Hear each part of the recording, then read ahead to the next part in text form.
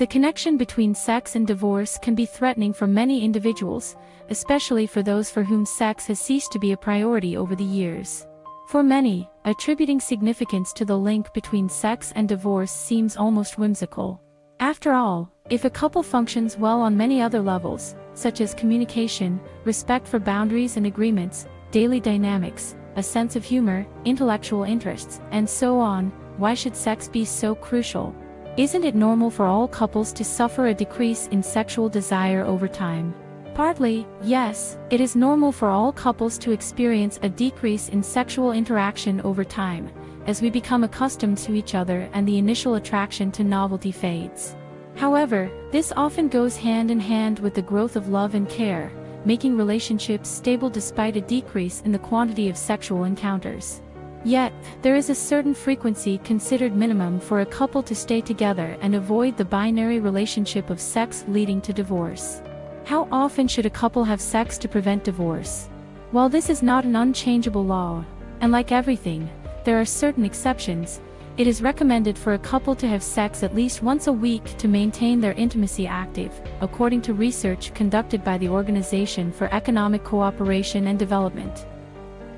It asserts that 70 divorces a year share a common reason, the absence of sex as one of the main problems and causes of separation. But why is a couple's sexual life so crucial? Why does the lack of sex lead to divorce? According to the same research, the connection between sex and divorce is linked to the fact that during sex, we understand a more hidden side of our partner, a perspective that we believe only we know, which unites us. It also fosters a sense of acceptance when the other person knows this intimate side of us and enjoys it, allowing us to feel recognized and accepted on many levels. For instance, an active sexual life can help couples feel attractive, energetic, and capable of continuing to appeal to each other. Conversely, the absence of sex can lead to insecurity and fears about whether our partner desires us. In other words, maintaining intimacy builds more trust and security in relationships than foregoing such moments. Moreover, in the vast majority of cases where there is no compatibility in the amount and frequency of sex a couple has, there are likely difficulties in discussing it. This complicates the dynamics of shared life because this issue might be there as the elephant in the room.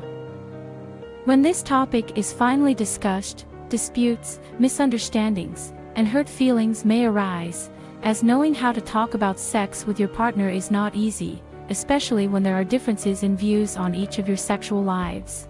However, it is important to remember that if a couple's sexual life is not the best, neither party is to blame, whether it is the one with more desire or the one with less. Both sides must contribute to learning to compromise and find a balance that will be beneficial for all. This can only be achieved through negotiations, which may initially seem uncomfortable but will become significantly less so over time if you both learn to listen and speak respectfully.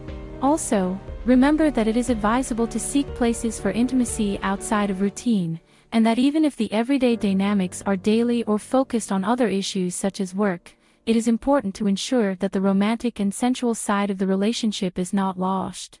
This significantly increases your chances of staying together.